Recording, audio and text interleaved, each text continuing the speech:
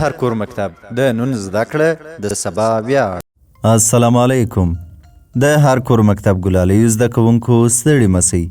د دوهم ټولګي د ریاضي مضمون 19 لوسته. ښه راغلاست.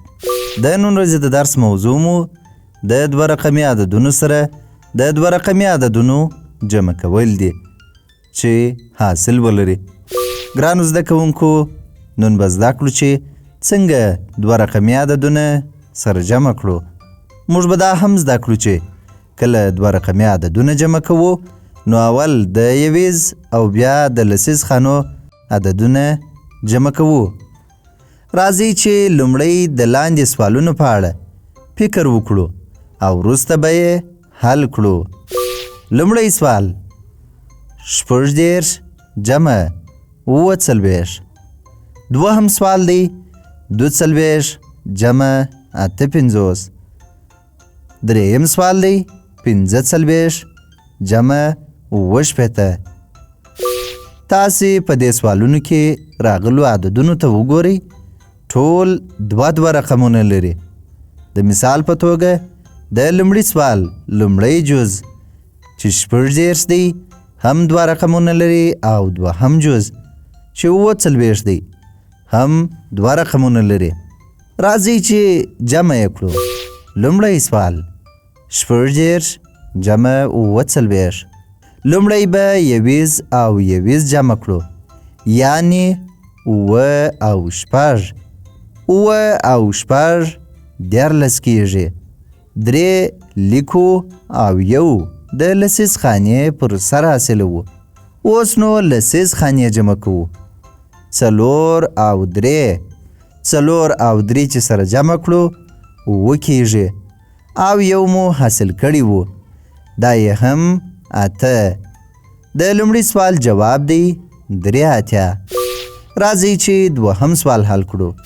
42 جمع 58. لومړی یویز جمع کوو. 8 او 2. 8 او 2 چې سره جمع کړو 10 کیږي. 0 لیکو او یو د لسیز خانې پر سر حاصلوو. راځو لسیز خانو ته. 15 او 4. 15 او 4 چې جمع کړو حاصل یې 9 کیږي او یو هم حاصل وو چې ټول 10 کیږي. نو زموږ د سوال جواب دی 100. راځئ چې دریم سوال هم حل کړو. 45 جمع 68. بیا هم لومړی یویز جمع کوو. 9 او 15 چې کله جمع کړو 12 کیږي. 2 لیکو او یو حاصلوو. اوس نو لسیز جمع کوو. 6 او 4. 6 او 4 چې جمع کړو په 10 سره مساوي کیږي او یو هم حاصل وو چې ټول 11 کیږي. زموږ د سوال جواب دی 112. ګرانو زده کوونکو، تاسې ولیدل چې په جمع عملیه کې د حاصل لرونکو عددونو جمع باید څه ډول سرته ورسیږي.